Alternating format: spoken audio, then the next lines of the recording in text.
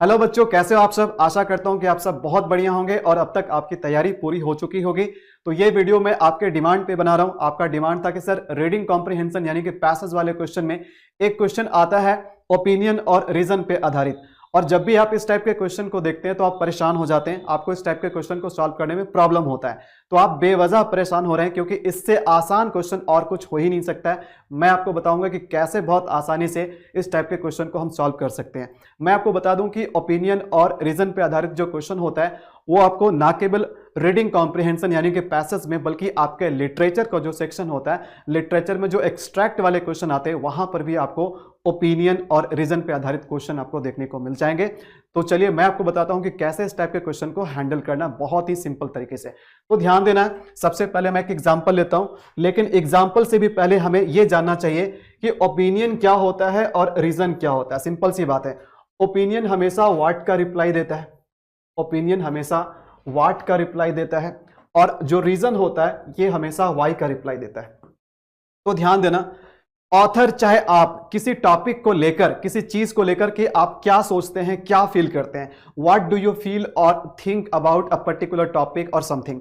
तो अगर कोई चीज के बारे में आप सोच रहे हैं, किसी टॉपिक के बारे में सोच रहे हैं, तो उस टॉपिक के प्रति आपका दृष्टिकोण क्या है, आप क्या फील करते हैं, क्या सोचते हैं, ये आपका ओपिनियन है। और opinion person to person differ कर सकता है, हर किसी का ओपिनियन सेम नहीं होता है। किसी सेम टॉपिक पे लोगों की अलग अलग राय होती है, तो जो आपका राय होता है, जो आपका फीलिंग होता है, जो आपका थॉट होता है उससे रिलेटेड, वही आपका ओपिनियन होता है। अब देखो, जानते हैं कि रीजन क्या होता है।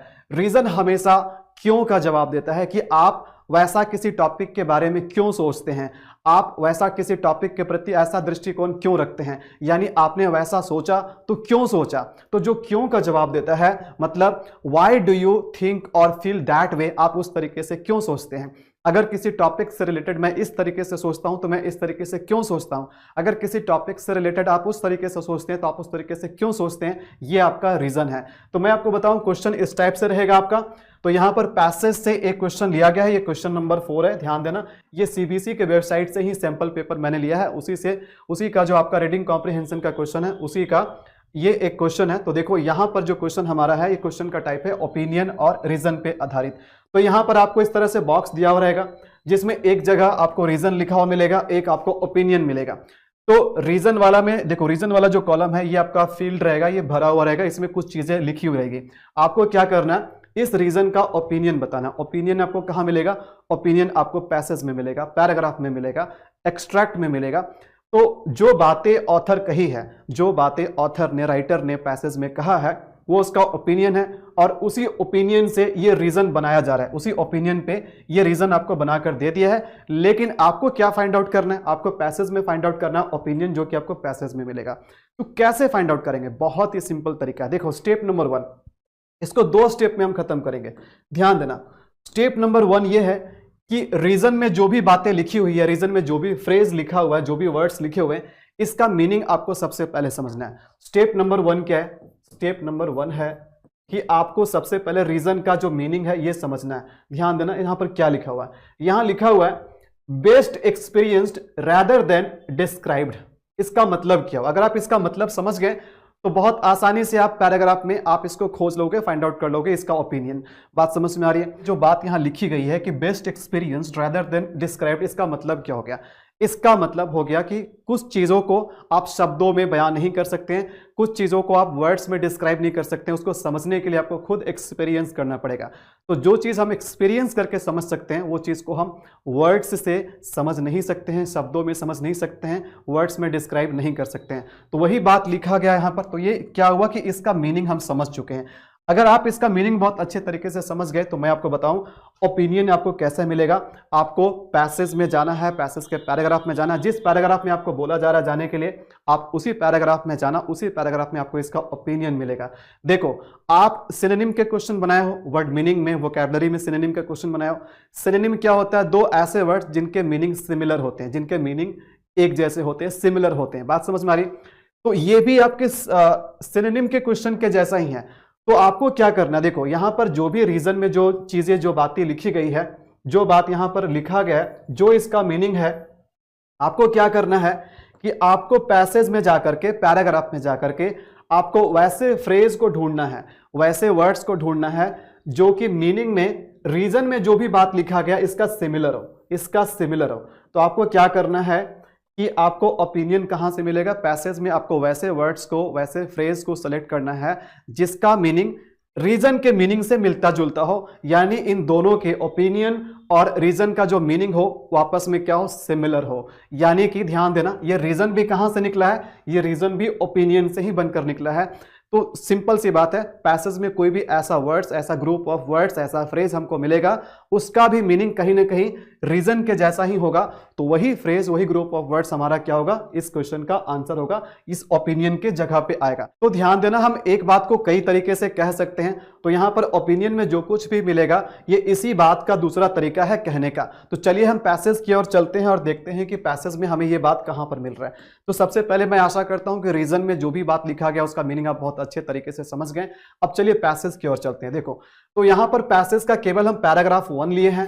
पैराग्राफ 1 क्यों लिए हैं, इसलिए लिए हैं क्योंकि आपको साफ साफ क्वेश्चन का डायरेक्शन में बताया गया है कि आपको इसका ओपिनियन कहां मिलेगा, पैराग्राफ 1 में मिलेगा। तो हमें केवल पैराग्राफ 1 में ही ढूंढना है और दूसरे पैराग्राफ में नहीं जाना है। तो ये पैराग्राफ 1 हमारा, फटाफट इसको पढ़ते हैं।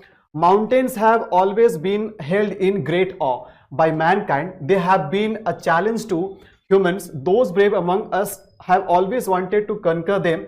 You see, the more incredible the mountains, the greater the thrill. A challenge to the bravery of the human race. यहां देखो आगे क्या लिखा हुआ है, आगे लिखा हुआ है climbing mountains is an experience. Climbing mountain क्या है, एक एक्सपीरियंस है। पहाड़ पे चढ़ना, माउंटेन पे चढ़ना अपने आप में क्या है, एक एक्सपीरियंस है। That is hard to put into words. देखो अब यहां से हमको वो बात मिल गई, वो ओपिनियन मिल गया। देखो यहीं से वो रीजन बनाया गया, वो जो क्वेश्चन में रीजन है, ये रीजन यहीं से बनाया गया।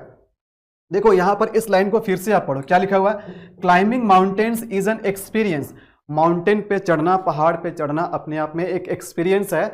That is hard to put into words, जिसको शब्दों में बताना डिफिकल्ट है। जिसको आप देखो, पुट इन टू वर्ड्स का मतलब होता है शब्दों में डिस्क्राइब करना, ठीक है। हार्ड का मतलब डिफिकल्ट। तो इस फ्रेज का मतलब क्या हो गया, hard to put into words का मतलब, इसका मतलब हो गया कि वर्ड्स में डिस्क्राइब नहीं कर सकते, वर्ड में डिस्क्राइब करना डिफिकल्ट है। इससे अच्छा है कि आप इसको एक्सपीरियंस कीजिए, इसको शब्दों में डिस्क्राइब नहीं किया जा सकता है।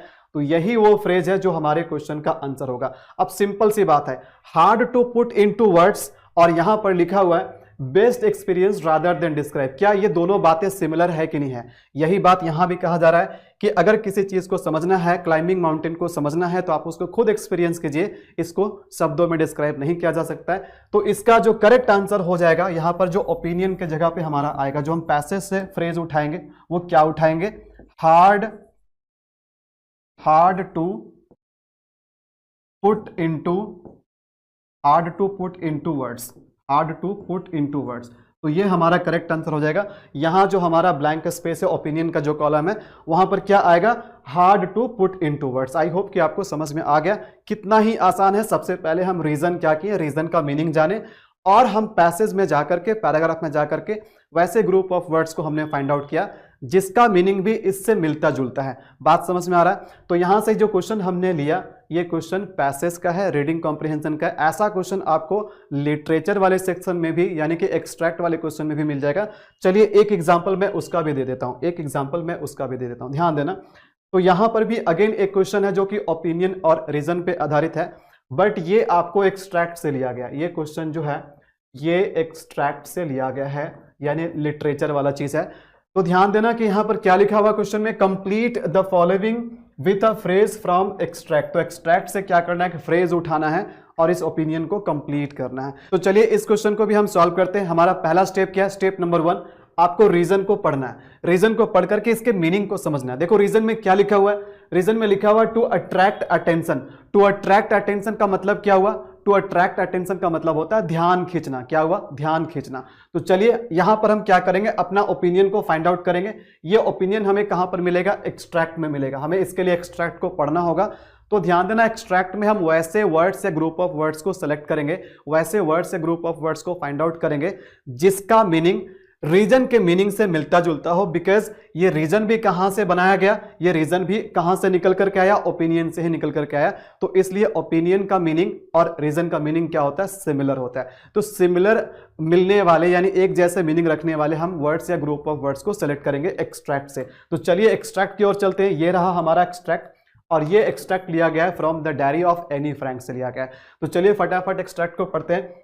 That evening, after I had finished the rest of my homework, the note about the essay caught my eye। देखो यहां पर क्या लिखा हुआ, caught my eye। इसका मतलब क्या हुआ, caught my eye का मतलब क्या हो गया, सबसे पहले इसका मीनिंग समझेंगे। यहां पर एक फ्रेज लिखा हुआ है caught my eye, तो ये काउट किससे बना, कैच से बना। तो कैच समवन्स आई का मतलब होता है किसी का ध्यान खींचना। कैच समवन्स आई का मतलब होता है किसी का ध्यान खींचना, ध्यान अपनी ओर अट्रैक्ट करना, ठीक है, किसी चीज पे ध्यान पड़ना, नजर पड़ना, ठीक है, या ध्यान खींचना होता है। तो कहीं ना कहीं जो हमारा रीजन में जो बात लिखा हुआ है, टू अट्रैक्ट अटेंशन, क्या इसका भी मतलब वही नहीं है, काउट माई आई, ठीक है, that note attracted her attention, उसका ध्यान खींचा। मतलब काउट माई आई का मतलब उसका नजर किस पे पड़ा, उस नोट पे पड़ा, उस नोट पे पड़ा, उस नोट ने उसके ध्यान को अट्रैक्ट किया। तो सिंपल सा मतलब है, यही हमारा जो है, यही हमारा ओपिनियन है। तो यहां पर करेक्ट आंसर क्या हो जाएगा, यहां पर जो हमारा ओपिनियन वाला कॉलम है, यहां पर हो जाएगा काउट कॉट माई आई। ये आपका करेक्ट आंसर हो जाएगा। बात समझ में आ रही? तो है ना सिंपल, ओपिनियन ओरिजिन वाले क्वेश्चन को सॉल्व करना, इससे आसान कुछ भी नहीं हो सकता है। आशा करता हूं कि अब तक आप समझ चुके होंगे कि ऐसे क्वेश्चन को हमें कैसे सॉल्व करना है। बाकी आपको ये वीडियो कैसा लगा, आप नीचे कमेंट सेक्शन में हमें लिखकर जरूर बताएं। अगर आपको वीडियो अच्छा लगा तो वीडियो को लाइक जरूर कीजिए और अपने दोस्तों के बीच में ज्यादा से ज्यादा शेयर कीजिए। आपके एग्जाम के लिए बहुत बहुत शुभकामनाएं, बेस्ट ऑफ लक।